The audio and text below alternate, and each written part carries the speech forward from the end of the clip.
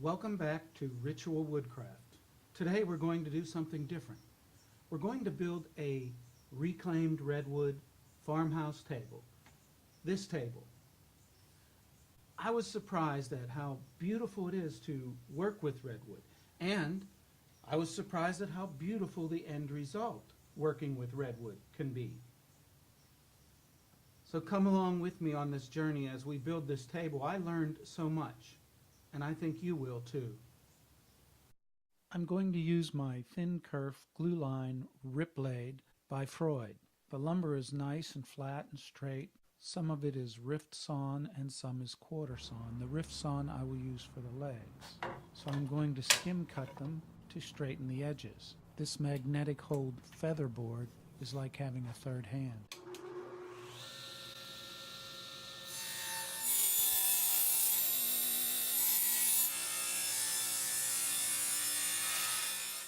Now you can see the edges are nice and straight, and the consistency of these boards is such that I can just drop the next one into the same space and it fits precisely.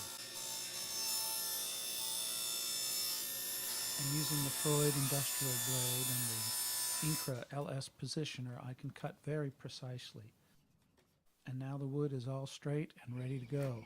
And we'll ease into this project by starting with the legs first, and I've selected a couple 2x that are rift cut that I wanted to use for the legs. This way all four sides will have a nice straight line.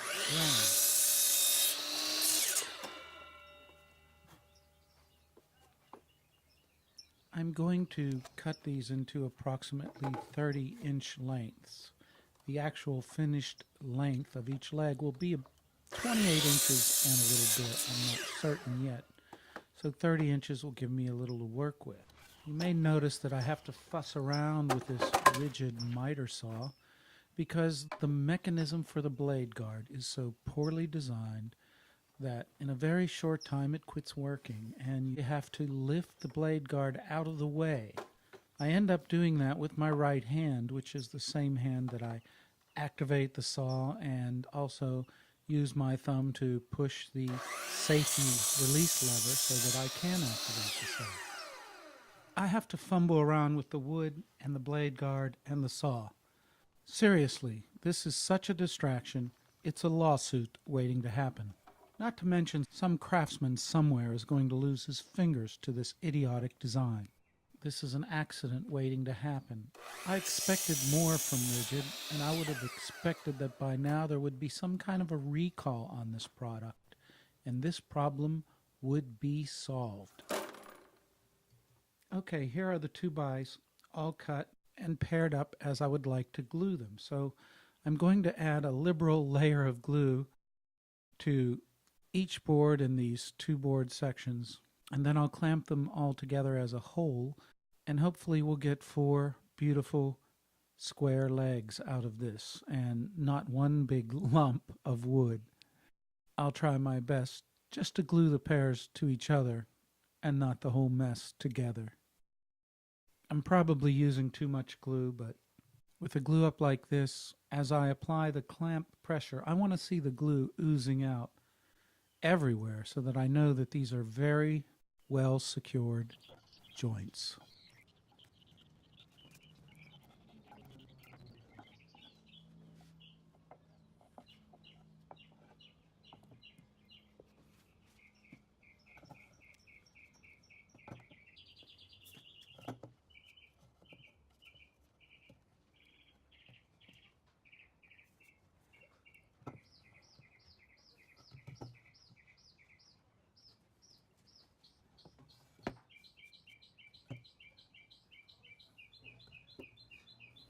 I'm starting with 2 clamps on the bottom, and as I begin to tighten these down, yes indeed, you can see the glue oozing out along the seams as the pressure is applied. And then I'm going to add 2 more clamps to the top, and we'll tighten it securely for an even, solid clamping force. I'm going to wipe up some of this glue that is squeezed out, and it seems like I never take this cleanup seriously enough when I should, And that's right now because it'll save me so much time in the future. I really should clean this up a lot better. Now these are the boards that I've chosen for the tabletop, and you can see that I've aligned them so that the sapwood meets in the center of every two-piece section. So I'm going to size these appropriately now, and again I'm using this rigid miter chop saw, and I'm fussing with this blade guard, trying to hold it out of the way, trying not to cut my fingers off, and trying to get a nice straight precise cut on the wood. I'm very quick to tout some kind of tool or any piece of equipment when it does a good job, so there's no reason why I shouldn't call this one out for doing a very bad job. It's a good saw, a good piece of equipment, a good tool in a lot of ways, but this blade guard negates them all and makes it a dangerous piece of equipment. I'm eventually going to end up having to take that blade guard off. And that's the absolute opposite of what a blade guard is supposed to accomplish.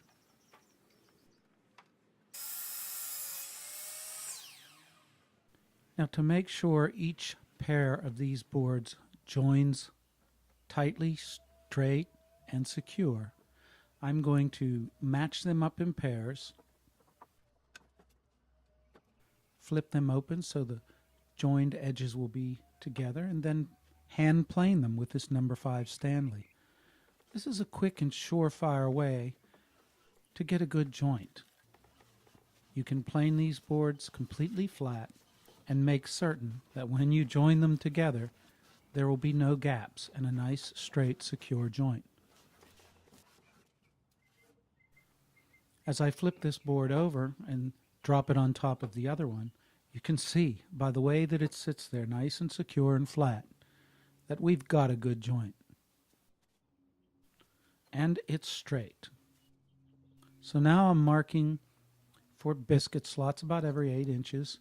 And these biscuits will help me align these two pieces and add a measure of strength to the joint. And it'll help me to reduce waste, as in the case of not getting the boards aligned closely enough where I'd have to plane off so much wood just to get them flat. I want to start out almost absolutely flat.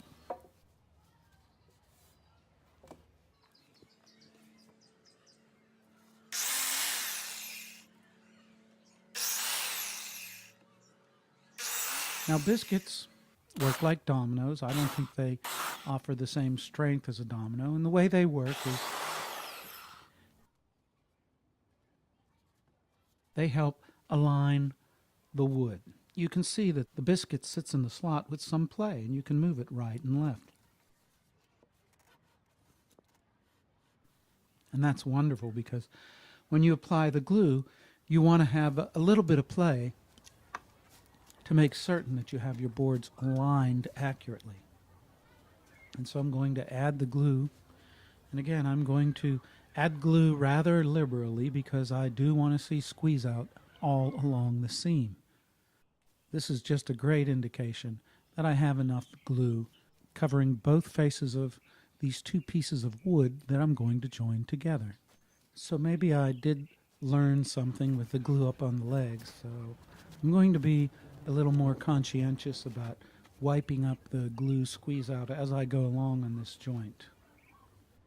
I'm raising these two pieces up on some 2x because when I clamp it, I don't want the clamps to damage the edges of these boards because these two-piece sections are going to be joined together for a total of 6 boards or 3 two-piece sections to give me a table width somewhere around 31 inches.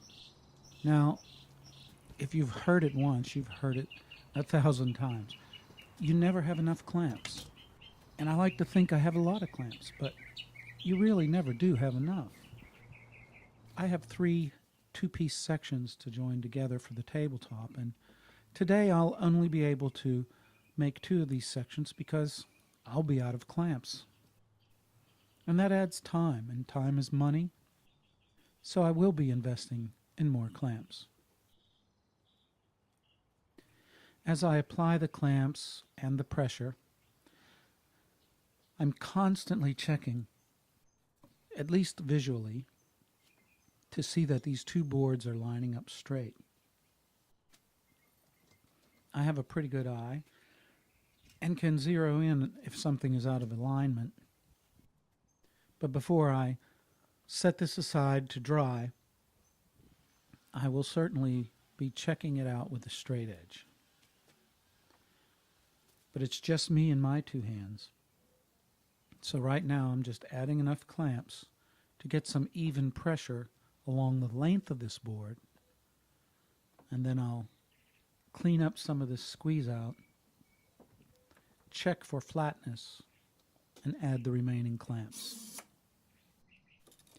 I keep a rag in a bucket of water, and I use it to wipe up some of this squeeze out, and it quickly gets saturated with glue, and if I just set it aside on a hot day, that glue will set, and I'm going to have a very stiff rag that's virtually useless for wiping up any more glue. So I just keep a bucket of water nearby, and I drop that rag into the bucket, and it stays wet and the glue doesn't set. And each time I need it, I just pull it out of the bucket, wring it out a few times, and go back to using it to wipe up some more squeezed out glue.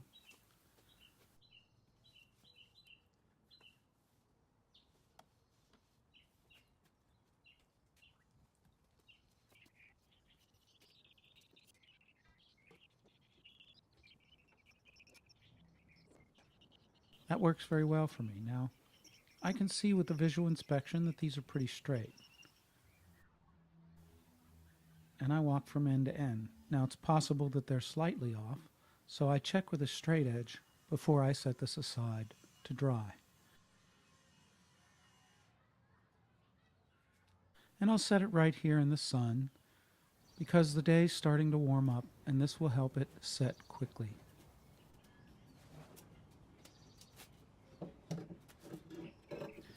Looks like my workbench has been commandeered, and I might have to find somewhere else to work for the time being.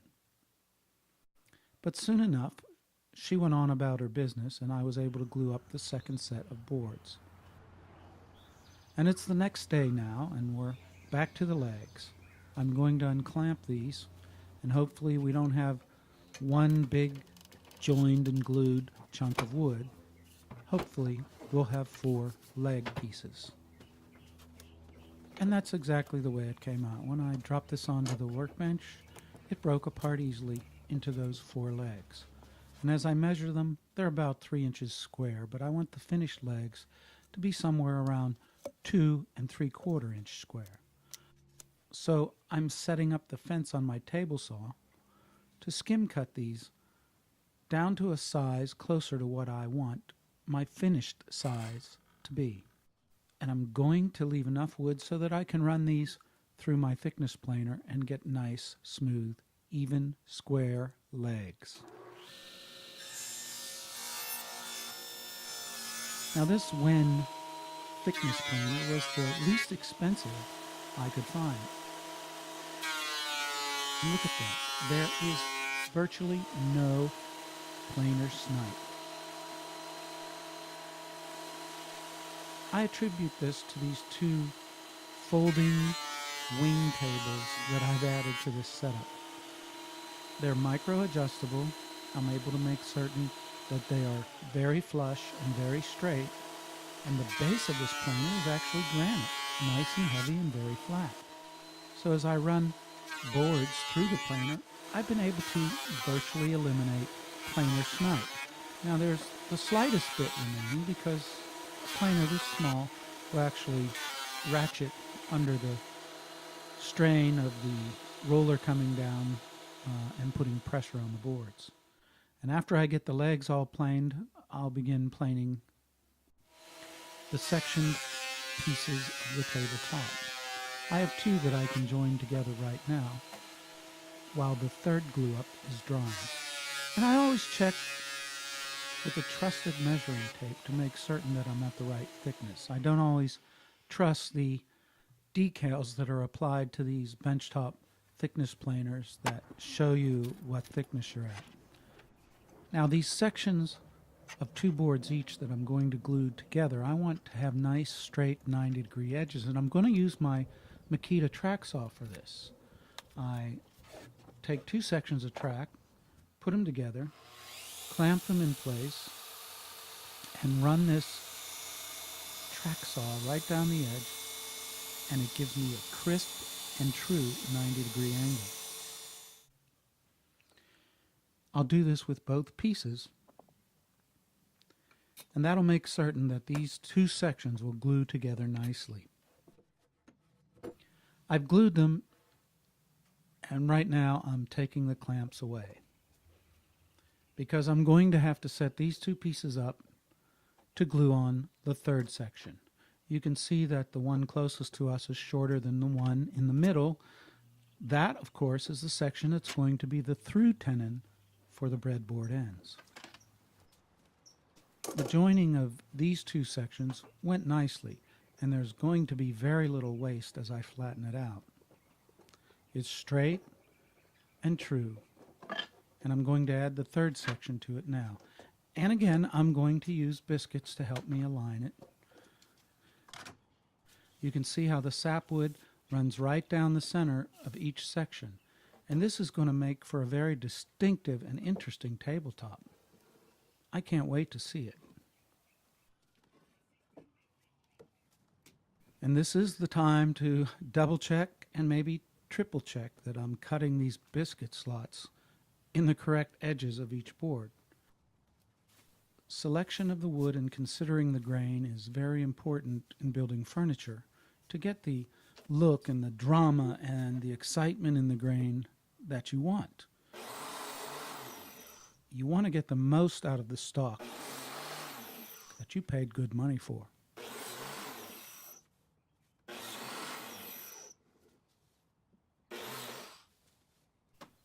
So you can see I take this board and I turn it 180 degrees and line it up and check, make certain everything's right. And now I'm going to get ready for the glue up. I'm going to put this large chunk of 2 sections that are already glued together into the bench vise and secure it on the other end with my holdfast. Set it straight. Set the other section on top and make certain that everything aligns correctly before I begin the glue up.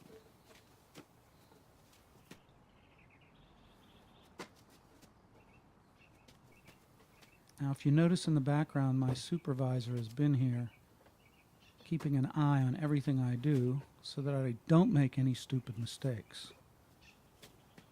And she's checking the straightness of that joint right now, I can see. But she's very busy and she's always on to something else.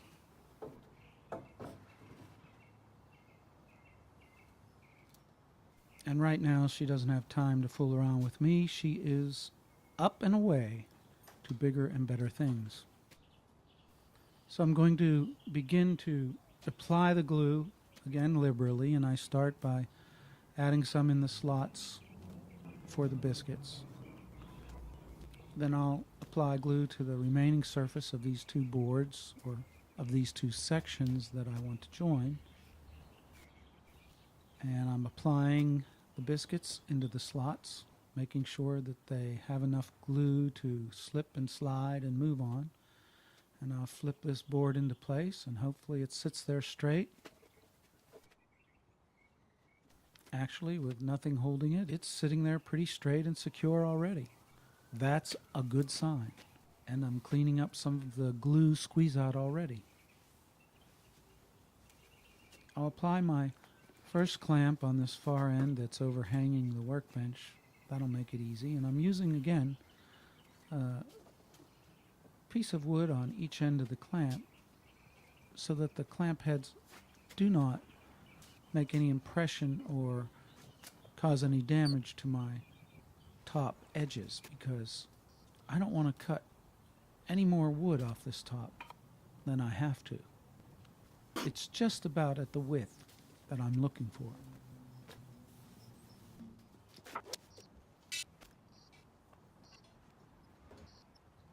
As I apply these clamps, I'll pay close attention to make certain that these boards are going together straight and flat. I can see that this last section is just slightly bowed, and I'm going to apply a small clamp to the seam on either end, right there and then over here, just to make certain that they meet the previous sections nice and flat and square. I don't want any waste that I have to plane off or sand off. Now, to my eye, this is looking pretty straight, and I can see that the indicators that I've placed along the seam to make certain it matches up where I wanted it are pretty darn close, and I'm happy with it. But looking at this now on the left-hand side, you can see I clamped a 2x to one end because it was out of perfect flatness, and I used a couple clamps just to keep it flat. I want it to dry perfectly flat, and I'm moving on now to the legs, and I don't like a table that wobbles. And while everything matters, the squareness of the tables, the straightness and squareness of your aprons, all that really doesn't matter if you start out with legs that are different lengths. So I'm being very critical here as I cut these to length, making certain that at least I start out with 4 that are the exact same. Every little attention to detail that you don't pay enough attention to as you do it kind of snowballs, and down the road creates additional problems. So every time you can focus a little extra attention to make sure something is accurate. When you're making furniture, it makes a big difference, and it'll save you time and aggravation and be well worth the extra effort it requires. Here I am fussing with my miter saw again. Now, I'm marking the cutouts in these legs where the aprons are going to actually sit fully into the leg, a 1/4 inch. And then there'll be a tenon that goes in another 1 1/4 inches. So first I'm marking the cutouts for that 1/4 inch recess. And I do this with pencil and then knife. And because I want the grain oriented in a certain manner on each leg, I've checked and rechecked over and over again, probably 3 or 4 times, to make certain I had these legs marked up the way I wanted them to, so that when the aprons are joined into them, they'll fall in the grain patterns I was looking for. And I use the handsaw wherever it's practical to cut away the wood that won't be needed. My aprons on the long side will have their tenon on the bottom, and the short aprons on the short side of this table will have their tenons on the top. They'll just miss each other where they go into the legs. But once again, if you mismark these and cut them wrong, you're going to create a significant problem for yourself down the road. I'm also going to take the chisel and give it a nice wall and move some of that wood a little bit away from the edge so that when I use a router, I'll be able to have a good margin for error, because I don't want to let the router slip beyond that line and create a little divot that's going to be unsightly and less secure than a very straight joint. So I repeated this process with the router 8 times, and I was well practiced at the end. I took away the majority of the wood with the router, but I just got close to my lines, not right up to them, because it's so much easier to pare these out straight and true and perpendicular with the chisel. And that's what you see me doing here. And again, I repeated this process 8 times. And in this recess is where I'll cut the mortise for the tenons on the stretchers or aprons for this table. And I like to cut those, each one individually, to fit each tenon, just in case something didn't come out uniform and exact. I've found that it pays to fit each joint independently, and that gives me, at least, the best fit.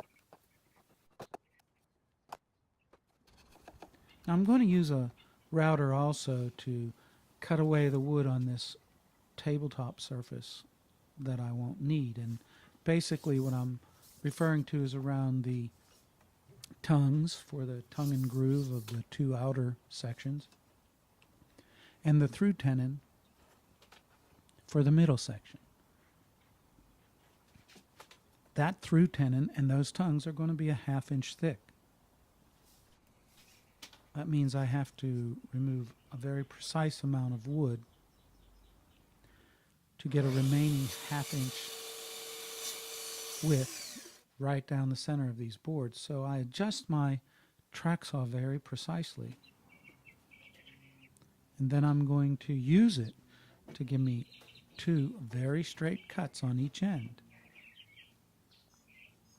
that I can use to route up to as I remove a lot of material for those tongues and that through tenon on each end. So setting this track up is something that needs to be done very precisely. Of course, we want it square, but we want everything in the exact distance too.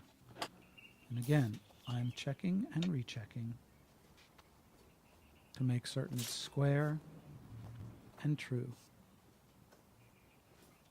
And this track saw makes a nice cut at just the depth I need, straight and true, and will give me something that's very easy to route up to without going over the line. I don't want to ruin all the work that I've done on this top to this point, and I don't want to have to cut it shorter than I intended. You can see when it's done appropriately, it gives me a very true and straight line. And I'm going to use the handsaw here to remove the bulk of the wood that I won't need. These tongued sections on the outer side of the tabletop are only going to be 1 inch deep into the breadboard end. So I will cut away the rest. They're not going to go all the way to the end because I want them hidden, so there's a couple inches or so from each side that I can just cut away. And then in the center you see the wood that's remaining. It's going to be my through tenon. And again, it's the full thickness of the tabletop, but here I'm routing away all the material I don't need to end up with a 1/2 inch thickness for those tongues and for that through tenon.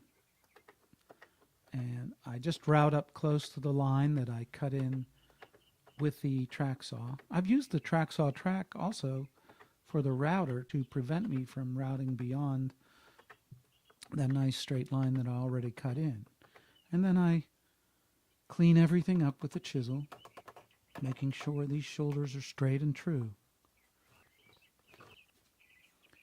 Now for the mortises and the legs, I'm going to use a 1/2 inch Forstner bit and drill away the bulk of the material that I don't need down to the depth that I want them.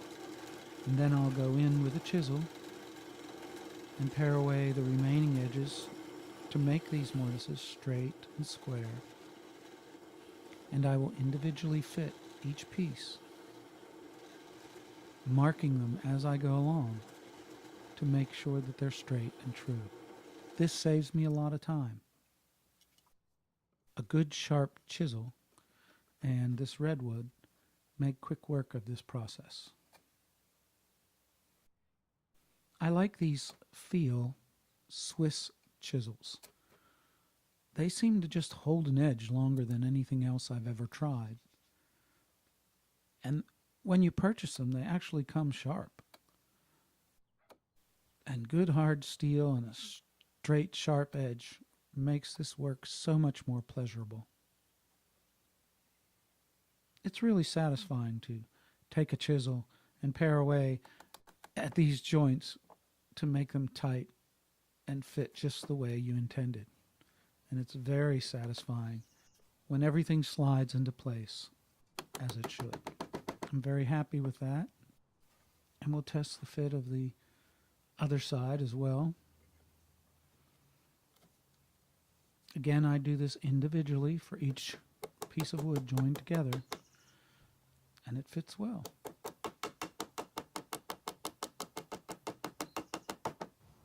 Straight, square, true, and strong. That's the way you want it. That's the way I like it.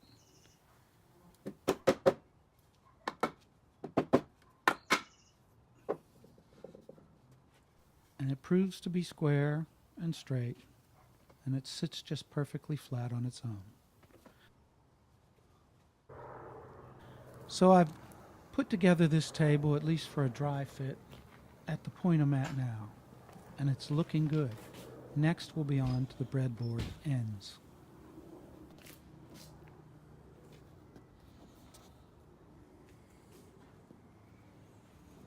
If you're like me, woodworking for you is a solo sport, so sometimes an extra hand is appreciated. And that's why I like the MagSwitch Universal Featherboard. I've used a lot of different options for this issue, but this magnetic switch featherboard is by far the most versatile and dependable solution I've found. Just place it and turn the magnets on. I can do it with one hand. And it's really like a third hand when I'm using the table saw. Now I've got 4 boards to rip, just a skim cut. And so I simply put the MagSwitch featherboard in place right before the blade. You don't want to pinch the blade. It holds the workpiece securely against the fence, so I can concentrate on keeping the board down and moving forward for a smooth, straight, and safe cut. And it stays in place, so repeating the same cut with multiple boards is as simple as dropping the next one into place. My MagSwitch featherboard is right there for me, keeping a snug fit against the fence so I can move seamlessly forward with my project, and it allows me to concentrate on getting that smooth, straight cut safely. The powerful magnets that you can simply turn on and off are built right into the base of this featherboard and hold it firmly where I need it. Like any other safety accessory, if it's this easy, I'm more likely to use it. It works on the cast iron or stamped steel tables of my table saw, bandsaw, and even my drill press. And beyond safety, it helps me get the best cut. We're going to drill away material for the breadboard, tongue and groove, and mortise and tenon joint as well. There's a lot of material to remove, especially for that tenon. And drilling away as much as possible will save us a lot of time. And of course, for the through tenon, I will drill from either side. So measurements are critical. Make certain that we have them right, and then be careful with the drilling so that we don't violate the edge and get something unsightly on the table end. The drill press again works very well for this part. You just have to apply critical thinking and pay attention and make certain that your measurements and actions are correct. Whenever I edit a video and I adjust the speed to fast motion through these repetitive actions, while reviewing it, I can't help but wish that I actually could work this fast. Imagine what I could get done in a day. Now on the exterior side of the breadboard, we wanted to be much more careful with our edges than on the interior. In fact, I'd have to characterize my edges on the inside edge as sloppy. I was being careless. They won't show, but I can't advocate ever being careless. I'll do better next time. My first breadboard end, and it went on just right. It's tight and straight and flat. And I haven't even set the dowels through the tenon yet, and it holds solidly.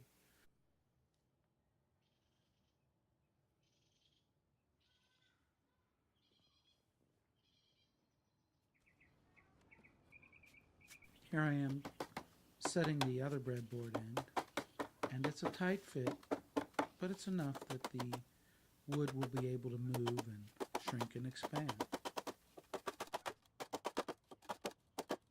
And after I get both of these on and in place, I set the track saw and trim them up nicely, cutting away as little as possible off the very edge of the breadboard end, mostly trying to just eliminate the tenon. And I square up and straighten the sides as well. This track saw works very well for this process.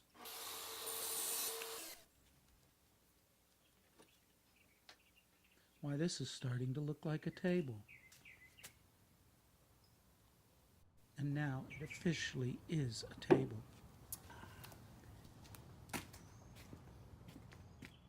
Now, don't you hate it when you drill a very precise half-inch hole when you go to the home care center or lumber yard and you purchase a dowel, and all you can get are these whitewood dowels, and even then when you bring them back, they're sloppy and small and they don't fit. So I decided to make my own dowels out of the same wood, out of some redwood scraps. And they have a nice tight fit. The edges are a little rough, but that's good for glue. What matters is that they have a tight fit where you want it. And this is how I did it. I cut the wood to a half-inch square.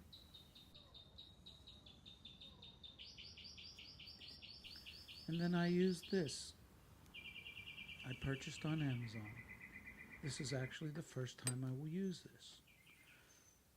The concept is you drive the wood through the corresponding opening for the diameter that you're looking for, and the hard steel with sharp edges trims that wood to a circular dowel in that dimension. And I have to say, it works pretty good. Look at that. I'm sure my technique will improve with use, but there are plenty of spaces within this dowel that will have edges perfectly suited to a tight seal on those breadboard ends. I have the first one in place, and I marked very carefully where I wanted to drill so that they would be equal, and I also marked the Forstner bit with a bit of tape so that I wouldn't drill through the table end from the top. I wanted to just get down to where the brad point was poking through and then drill up from the bottom so I wouldn't have tear out. And I add the glue just where I want the dowel to adhere to the breadboard and not the tenon, because I want there to be a little movement. As this wood shrinks and expands, I want to give it less reason to crack and split. These self-made dowels are a very nice fit. We'll let them set up and trim them off. Now I'm going to install some cross supports along the long aprons on either side, and these will be mortised and tenon joints as well. So I'm measuring the size of these aprons, and I will trim wood to fit. I'm actually going to trim 2 pieces from the 2x6 that I have remaining. So I'll dimension these appropriately on the table saw, and I'm working with all these pieces of wood for the apron to keep the sapwood along the top nearest to the tabletop, so they'll be mostly out of sight when viewing the table from the side. And even beyond those 2 cross members, 45-degree angle supports for each corner. I mentioned once earlier that I do not like a wobbly table, and I want this table to be extra secure since it only has top aprons on these 4 legs with no lower supports. I want to give it the greatest measure of support that I can at the top. So I've glued these joints, and I've also pre-drilled and driven some 3 and 3.5 inch screws into these joints to pull everything up snug and straight while the glue set and dried, and also to add an extra measure of strength. And it worked. This table is solid. It's exactly what I wanted. On the exterior of the table, any holes from the screws that I've driven through, I will plug with dowels made from the redwood that I have remaining, now that I know how to do it and can make the dowels as I need them.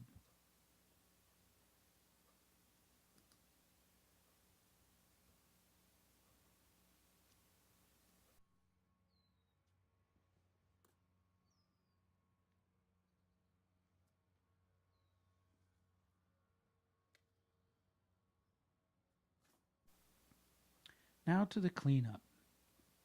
Any glue squeeze out that I neglected to get earlier, I'll chisel away now, and a card scraper is excellent for cleaning up tight joints as well. There'll be a lot of sanding and hand sanding, and I'm going to work around 150, 180 grit because it's primarily smooth right now. And as I'm doing this, I will also take care to sand these edges on the boards. I'm not going to use a round over bit, but I'm going to soften them slightly by hand sanding. I will use a round over bit on the leg bottoms.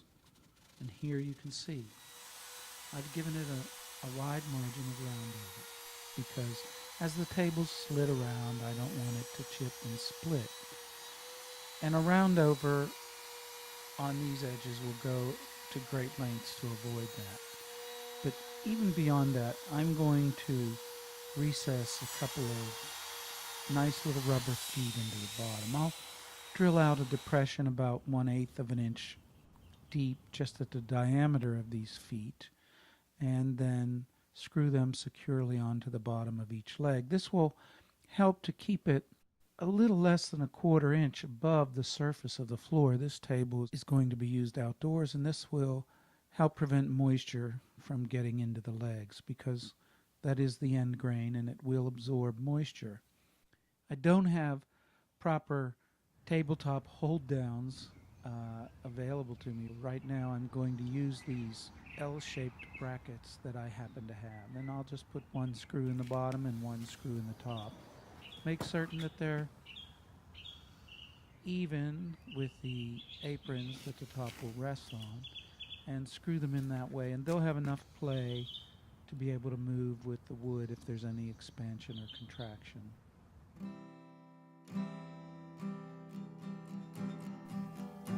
And with the top installed, we're finished.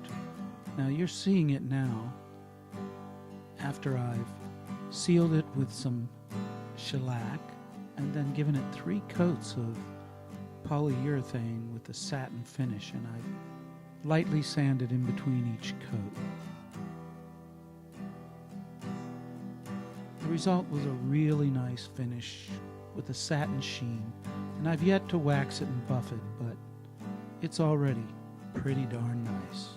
I'm just so pleased with the rich colors and grain patterns of this redwood. This is going to be an excellent and beautiful table. outdoor use under the patio in the back. It won't ever have to suffer the direct sunlight, so the lack of UV protection and the polyurethane won't be an issue. The backyard is very well shaded with trees, and beyond that, this table will, for the most part, be under a patio cover, unless we move it out into the grass for dinner parties in the evening. I've yet to build matching benches for it, and that's something that will have to be a future project. But I'm so pleased with how this came out, and I hope you enjoy this redwood porn as we close out the video today. I thank you so much for coming by and watching my video. I always learn a lot whenever I build anything. The wood can teach us so much if we just listen to it. And it's so enjoyable to spend your time woodworking, working with your hands of course, and creating something so beautiful that will give you and others enjoyment for so many years.